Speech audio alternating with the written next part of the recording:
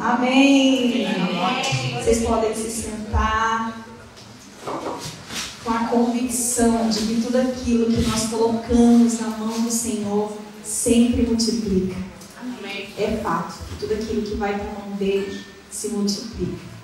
E hoje eu quero compartilhar uma palavra aqui com vocês sobre o Salmo 1. Quem quiser abrir aí, esse salmo tão curtinho, mas com tantas lições poderosas. Essa é uma manhã de reflexão. E esse salmo, para mim, ele é como o caminho da felicidade. A gente, hoje em dia, agora a gente não está muito nessa fase do Instagram, não, mas eu lembro que no começo do ano, gente, todo dia que eu abri o Instagram, tinha lá assim: 3 maneiras de você conseguir sua felicidade. 3 passos para alcançar o sucesso. 4 maneiras, 4 chaves, né? O mundo coach foi pro Instagram e aí a gente ficava nessa. E aí eu lembro que eu estava meditando sobre Josué 1:8, sobre Tiago 1 também, que fala sobre a fórmula da felicidade. E o Salmo 1 é um desses que entra essas 3 palavras que falam sobre isso, sobre a verdadeira fórmula, sobre o caminho da felicidade. Eu lembro que eu fiz até um post que eu falei: a internet está sendo bombardeada de informações sobre passos, maneiras, chaves, e as pessoas não buscam aquilo que de fato nos faz prosperar, que é a palavra. E esse salmo, ele nos ensina algo assim peculiar, de que as nossas escolhas, elas influenciam toda a nossa vida. Que o lugar onde nós decidimos ser plantados vai definir o nosso crescimento. Eu não sou muito boa para cuidar de plantas. Não sou. Eu prefiro as artificiais, acho mais prático. Mas eu sei que tem pessoas que gostam muito de plantas. Samuel, por exemplo, é uma pessoa que gosta muito de plantas. Ele cuida de verdade, gente. Que legal isso. Mas eu nunca fui muito boa para cuidar de plantas. Mesmo porque você tem que entender a planta, né? Tem plantas que gostam do sol, tem plantas que gostam da sombra. Então eu nunca fui muito boa nisso. Sem contar que ainda tem que molhar a plantinha sempre, né? Eu sempre me esquecia de fazer isso. Só que a gente sempre gostou muito de bonsai. E lá no Brasil eu tive vários bonsais. Eu sempre gostei de árvore. A árvore fala muito comigo. Então eu sempre achei interessante bonsai. E aí eu comprei um bonsai e por um tempo ele ficou com florzinha, aquela coisa toda. E aí eu mudei ele de posição. Eu coloquei ele na varanda. E era muito engraçado, que eu ia lá no bonsai, abençoava ele. Falei assim: olha, Deus falou que tudo que está sobre o nosso pé, debaixo do nosso pé, nós temos autoridade. Então eu quero dizer que você vai ficar aí dando suas folhas verdes, bonitas, brilhosas, viçosas.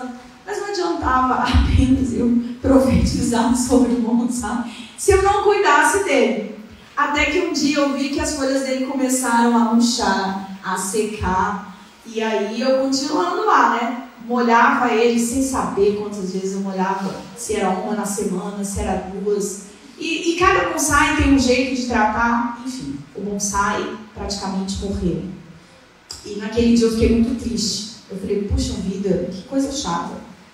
Aquilo que vem na nossa mão tem que prosperar, então tá errado esse negócio aqui. E aí eu lembro que Deus começou a me ensinar algo sobre aquele dia. Porque Deus, E a gente tem que fazer essa oração, sabe? Para que o Senhor nos ensine com coisas simples. Eu tenho um amigo que fala assim: Ellen, tudo com você vira uma pregação. A Elisa fala isso. Eu corto o maracujá e falo: olha aqui, esse tá seco, assim a vida da pessoa que não tem Deus. Olha esse como tá. E tudo vira uma pregação. Mas a verdade é que Deus quer nos ensinar em todas as coisas, né? Nas coisas simples. E naquele dia, o Senhor falou isso para mim: é o lugar certo que vai determinar o crescimento. E aí eu pensei: é verdade. E aí eu pensei: é isso que está acontecendo com esse bonsai. Ele não está no lugar certo. Eu me lembrei que eu tinha tirado ele do lugar que antes ele estava. Então o que eu tive que fazer? Eu tive que reposicionar o bonsai. Eu tive que colocar ele num lugar de sombra, porque o sol estava matando ele. E a mesma coisa acontece com a gente. O nosso crescimento vai ser determinado pelo lugar onde a gente está plantado. Às vezes a gente para pensar e a gente vê que as coisas não estão fluindo tão bem nas nossas vidas. E esse salmo ele nos faz avaliar isso, sabe? Que aqui ele diz que quem está plantado junto a ribeiro de águas, aquele que está plantado junto às fontes de água, que é Jesus, esse vai dar frutos. As suas folhas não vão murchar. Esse que está plantado no Senhor, em toda e qualquer estação vai prosperar. E aí às vezes a gente analisa a nossa vida, porque por vezes nós estamos como? Desanimados. É como se nós estivéssemos murchos, sem forças, enfraquecidos. E muitas vezes a gente não entende por que estamos dessa maneira. Mas quando você sair hoje daqui, comece a avaliar isso durante a semana. Será que eu estou enraizado? Será que eu consigo Será que eu preciso ser reposicionado para um outro lugar? Um lugar onde a vida de Deus brota em nós? Porque de fato é assim que a gente precisa pensar. Eu amo falar sobre árvores, como eu falei aqui, porque depois da Bíblia, depois da criação do homem, ela é a criação mais citada na Bíblia. Meu Deus, como nós aprendemos com as árvores. E esse salmo aqui, ele fala exatamente sobre isso, que nós somos como as árvores. Nós temos ciclos, nós florescemos, nós damos frutos. Eu não sei se vocês têm esse hábito de usar, lá em casa a gente tem uma folhinha, um chá que melhora isso, as plantas medicinais, tem até uns livros, né, de plantas medicinais, e até nisso nós nos parecemos, porque nós somos cura para a vida das pessoas.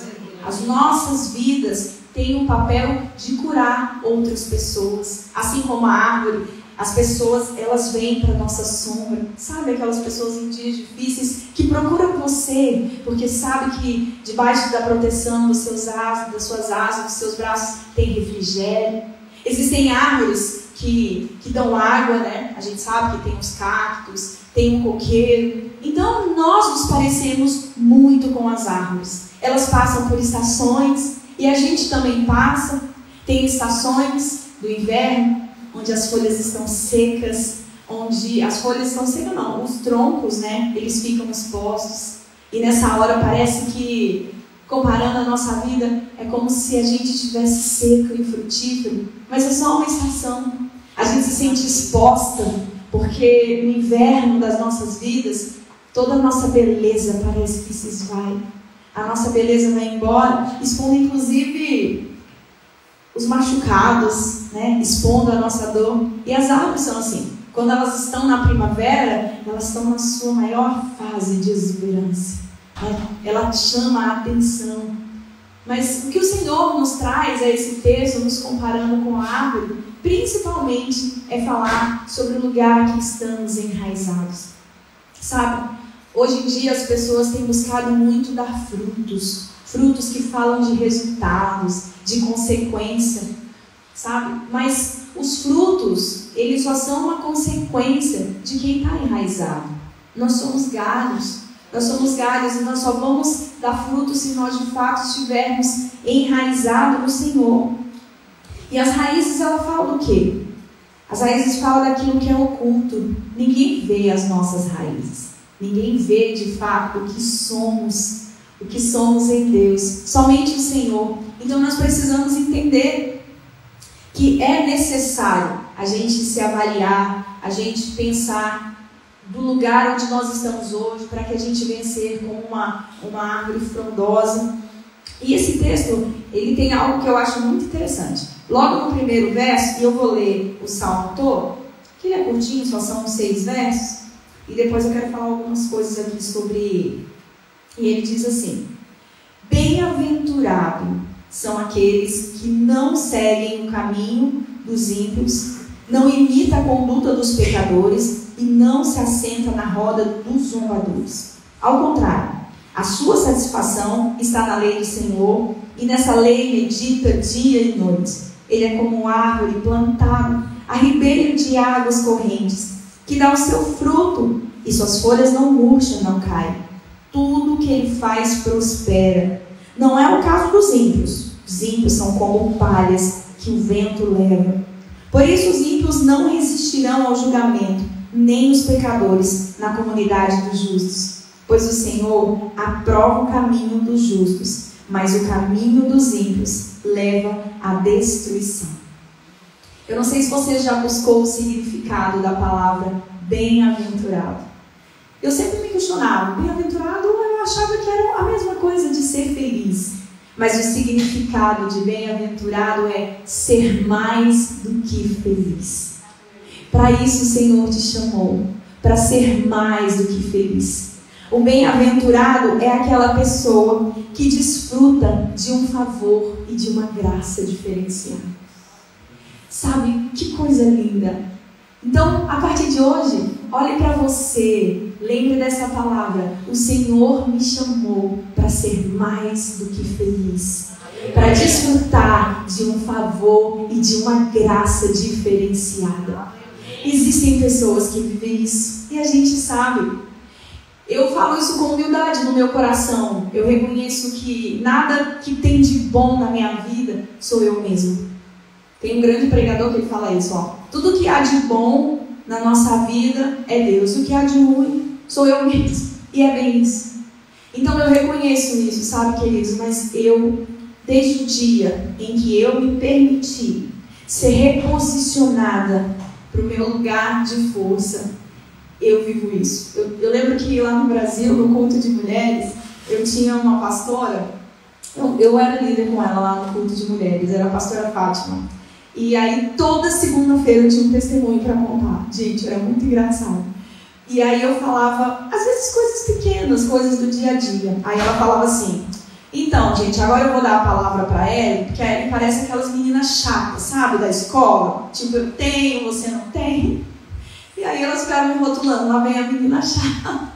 Porque eu sempre tinha alguma coisa para contar, sempre tinha um testemunho do que Deus fazia. Às vezes parava na rua, eu lembro muito bem disso, de um dia que eu saí com as minhas amigas para lanchar e eu paguei o lanche delas e no final parou um carro e entregou pro atendente do cachorro-quente do quiosque o valor exato que eu paguei o lanche. E aí ele veio e me devolveu o dinheiro. Eu falei, por que você está me devolvendo o dinheiro? Ele falou, não, porque acabou de parar um carro aqui e ele mandou te dar esse dinheiro para dizer que o Senhor se preocupa até com a sua alimentação. E aí eu falei, uau! Eu falei, olha só, é isso. Então, eu quero colecionar testemunho. Amém. Porque eu entendo que a nossa vida não tem que ser rasa. Se é para ser crente, vamos ser crente de verdade. Né? Esse negócio de ficar aí só contando o testemunho dos outros não é para mim, não. Eu quero viver os meus próprios testemunhos. Nós somos protagonistas da nossa história. Então, a gente tem que ir para cima, queridos. Então, eu sempre ouvia isso. E aí eu sempre falava assim, olha, Deus não tem filhos preferidos.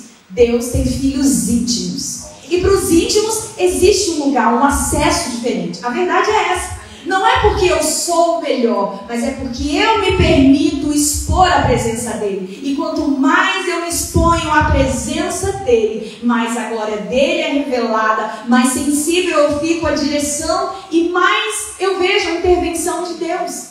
O testemunho que o Júnior contou aqui foi tão incrível quando isso aconteceu. Eu lembro que eu contei esse testemunho na igreja. E quando nós contamos testemunho, significa que Deus quer fazer de novo. Então eu quero dizer que se você está precisando viver aí, um milagre na sua vida financeira, na sua moradia, precisa acessar um lugar novo, o Senhor quer fazer com você.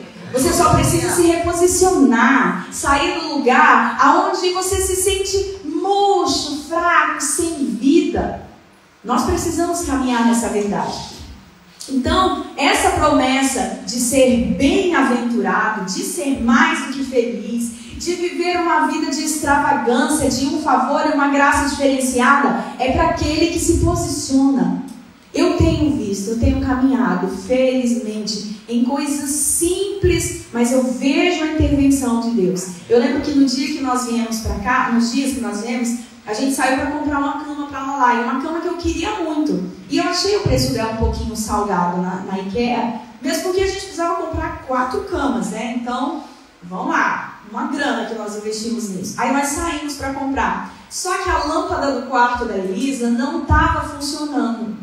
A Elisa estava no escuro. E aí a Elisa falou assim, mãe, se possível, passa num lugar e compra um baju para mim, porque eu tô sem luz no quarto. Eu falei, filha, o horário, a gente vai buscar a cama da sua irmã, mas tudo bem. Então a gente foi lá buscar a cama dela, e quando nós chegamos lá no lugar, foi muito engraçado. Eu já sabia, quando tem coisas que parece que você está no ambiente, o negócio fica colorido, e pisca, você fala, olha só, Deus está nisso aqui. E aí nós vimos a cama, e era uma garagem, e aí quando eu olhei para o lado assim, tinha 2 abajur. Aí eu pensei, olha, Deus quer fazer alguma coisa aqui. Aí eu virei para o rapaz que estava vendendo a cama, falei assim, então, você não quer vender mais nada? Você não tem mais nada aí que você quer se desfazer? Aí ele falou assim, eu tenho esse abajur aqui, você quer levar? E ali eu vi o cuidado de Deus nos pequenos detalhes, e assim a gente caminha. Sabe, as coisas de Deus são simples. A gente não precisa viver o extravagante, aquela coisa de todos os dias, porque as coisas com o Senhor são simples, mas o fato delas ser simples não significa que elas não são profundas, porque Deus se revela nas pequenas coisas, no cuidado, no dia a dia. E se você começar a ficar atento com aquilo que te cerca, você vai ver que o Senhor se revela para você em todo tempo. Então é isso, sabe? Que você guarde no seu coração. Quando você lê esse salmo, você se lembre que você é mais do que feliz, que o Senhor quer te conduzir a esse caminho. Amém? Amém. Mas em seguida aqui, no verso 1, ele ainda diz assim, ó, como é feliz aquele que não segue o conselho dos ímpios. São felizes por quê? Porque encontraram o seu prazer em Deus. Mas são felizes por quê? E aí ele dá 3 orientações aqui. Que nós não podemos parar, andar e muito menos sentar com os ímpios. Ah, se tem uma coisa que rouba a nossa alegria e que nos tira do lugar da nossa bênção, são conselhos de quem não constrói nada em Deus. Eu sempre falo para Elisa, às vezes ela, lá no Brasil, aqui ela tem poucos amigos ainda, e ela sempre falava, mas fulano vai. Essa é a frase clássica de filho, né? Mas por que todo mundo pode? Por que eu não posso? Aí a mãe vai e fala aquela frase, você não é todo mundo. Essa é a frase clássica de mãe. E eu sempre falava para ela, você não é multidão, né? Então nós precisamos entender, e eu sempre falo isso com ela também, os seus amigos são os amigos de Deus. Gente, a verdade é que não existe relacionamento neutro. Ou nós estamos influenciando o lugar que estamos, ou estamos sendo influenciadas. Não existe lugar neutro, acredite. Ou esse lugar que você está aí, você está sendo bênção, ou alguém não está sendo bênção para você. E esse texto é muito claro. Ele diz isso, não ande, não pare, e muito menos sente na roda dos escarnecedores. Nós podemos entender que, com certeza que, na verdade, já tivemos amigos preciosos, pessoas que são queridas, mas pessoas que não carregam a glória de Deus, né? E como às vezes é difícil nos afastar. Não é que nós não temos que nos relacionar, não, agora a gente só vai andar com quem é crente. Não, porque nós temos, na verdade, que influenciar o lugar que estamos. Mas precisamos entender que se nós colocarmos debaixo da atmosfera de um ímpio, de alguém que não pode te abençoar, com certeza isso vai afetar você. Porque a gente é sempre afetado no ambiente que a gente é exposto. Você já parou para pensar? Como às vezes você está triste, aí você se relaciona, se conecta com alguma pessoa e tu sai pior do que tu estava, né? Meu Deus, a gente tem que fugir disso. Na verdade, a gente tem que sair do ambiente e deixar ele muito melhor. Eu lembro que no Brasil, numa fase em que o negócio apertou lá em casa, a minha mãe adoeceu, o meu pai adoeceu, eu trabalhava fora, tinha minha casa para cuidar, minha casa estava completamente bagunçada, desde a gaveta, tudo estava fora do lugar. E aí eu pensei assim, eu vou fazer um curso de personal organizer, porque eu não era muito boa de organização não. Eu sempre gostei de caixas, de tudo, mas eu falei, não, vou fazer um curso que eu preciso aprender a organizar aqui a minha vida. Fiz o curso, foi uma bênção, eu apliquei. Elisa hoje ainda tem influência dessas coisas, de coisas organizadas, ela gosta das coisas delas, tudo bonitinho. Mas algo que eu aprendi, que eu carrego para a vida sobre esse curso, é que ele falava assim, ó, todas as vezes que você for num ambiente na sua casa, você deixa ele melhor do que você achou. Então, se eu estou na sala lá e eu vejo alguma coisa fora do lugar, se eu vou sair da sala, eu tento dar uma ajeitada na almofada, eu tento tirar um sapato, e eu sempre falo isso para Elisa. Você sai do lugar, deixa ele melhor do que estava. Isso é tão rápido, é tão prático. Se a gente internalizar isso, a nossa casa sempre vai ficar organizada. Mas isso é uma verdade para a vida. Nós precisamos deixar um ambiente que a gente vai melhor do que ele estava. Quando nós encontrarmos pessoas no trabalho, faculdade, sei lá, a gente precisa deixar uma atmosfera do céu naquele lugar. E é isso que esse salmo está dizendo. Olha, não ande no conselho, não caminhe, não sente com os ímpios, mas melhore o lugar que você está. Só que ele diz mais também. Aqui no Salmo 3, no verso 3, ele diz assim, no 2. Quem anda no Senhor, a sua satisfação está no Senhor. E nessa lei medita dia e noite. E aqui é algo poderoso. Porque quando a gente cumpre princípios, a gente vive promessas, não é isso? E aqui eu quero inclusive lançar um desafio para vocês, para esse mês de novembro. Esse salmo, como eu falei, tanto como Josué 1:8 como Tiago 1:3, ele ensina algo poderoso. Que as nossas disciplinas espirituais, o fato de estarmos plantados no Senhor e fazer as nossas disciplinas espirituais, como meditar na palavra, ler ela, colocar ela para dentro de nós, vai nos fazer prosperar. Esse é o grande segredo. Além de não se corromper e não se envolver com o ímpio, além do prazer nosso estar no Senhor, é meditar, é colocar a palavra para dentro. Essa é a fórmula do sucesso. E eu queria lançar esse desafio para você, porque eu já o fiz e é muito poderoso. Pegar a sua Bíblia, ainda que seja um versinho, você lê um texto, lê um capítulo, aquele verso que saltar aos olhos, guarde ele, medita nele, leia a sua Bíblia pela manhã e pela noite. Faça isso durante 30 dias e você vai ver que você vai prosperar em tudo que você fizer. Glória a Deus. Sabe, eu já fiz isso e foi impressionante. Todas as vezes que eu acordava e deixava a Bíblia perto, sabe? A gente tem que fazer esses gatilhos, deixar para quando a gente chegar, já colocar os olhos nisso. Ore pela manhã e ore pela noite. Faça esse compromisso de fazer. Então a palavra garante que não é Deus, é você fará prosperar o seu caminho.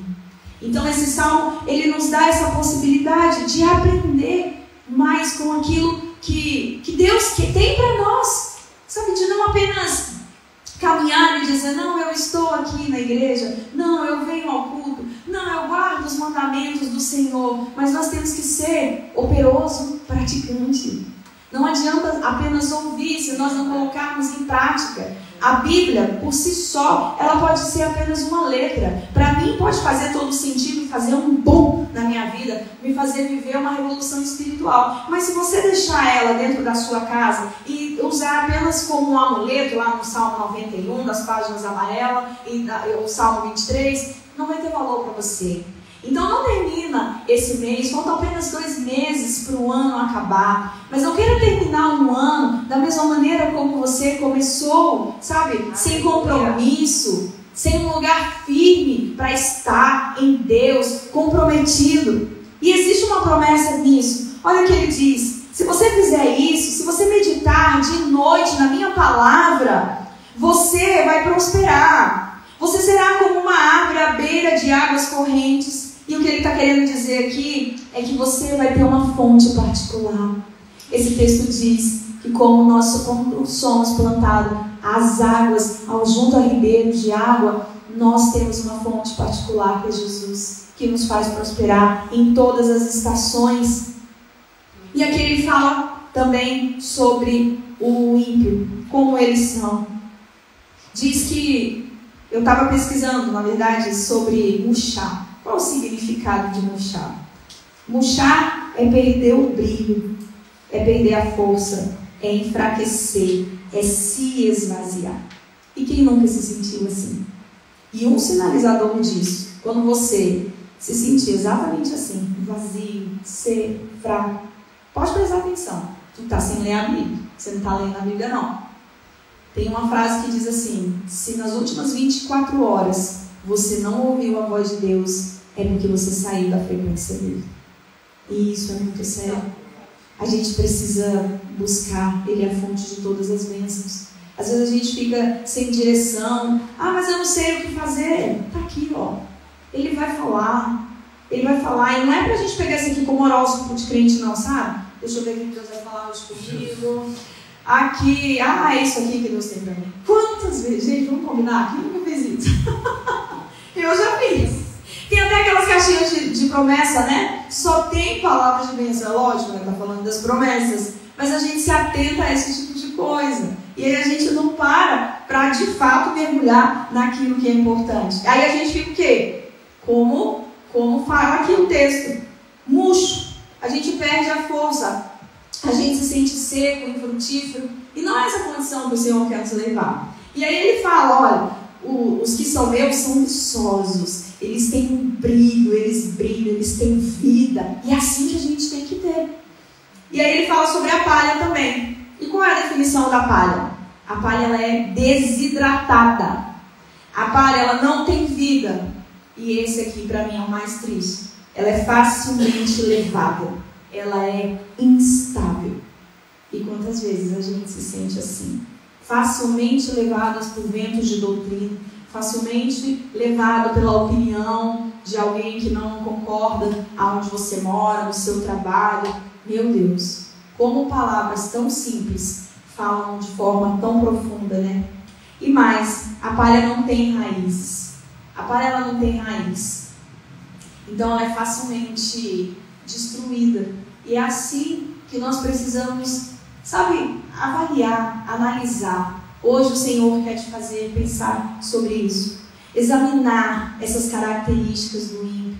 Examinar as coisas simples da vida, as coisas corriqueiras do dia a dia. Como prestar atenção numa árvore, como ela prospera. Não sei se vocês já observaram, eu por gostar de observar a natureza e ver Deus falando em tudo. Lá no Brasil, inclusive, tem um pastor Judá Bertelli, não sei se vocês conhecem ele. Ele diz que tudo fala. E eu gosto dessa frase dele, porque é bem isso. Eu lembro que um dia eu estava olhando uma árvore e lá tinha um fruto amarelo e um fruto verde. A mesma árvore, mas os frutos vivendo fases diferentes. Então eu quero te levar nesta manhã a refletir sobre isso. A olhar para dentro de você e pensar. Você tem sido como uma árvore frondosa? Você tem caminhado em vigor, em graça? Ou você tem andado murcho, fraco, sem vida, sem força? Porque se você está assim, essa é uma manhã da gente pensar em se reposicionar. Nós precisamos permitir que o Senhor nos reposicione, que Deus nos tire do lugar onde estamos, para nos levar para o ambiente certo. Que, como eu falei no início, o ambiente certo vai determinar o nosso crescimento. Talvez você esteja vivendo uma fase da vida que parece que nada faz sentido, ou parece que você não prospera. Às vezes a gente até acha que prosperar é crescer financeiramente. E não é isso. Prosperar é crescer do lugar onde a gente está. Uma avaliação que a gente pode fazer sobre isso é: olhe para o seu passado. Olha um ano atrás aonde você estava. E olha aonde você está hoje. Na sua vida financeira, no seu trabalho, no seu relacionamento. Você cresceu?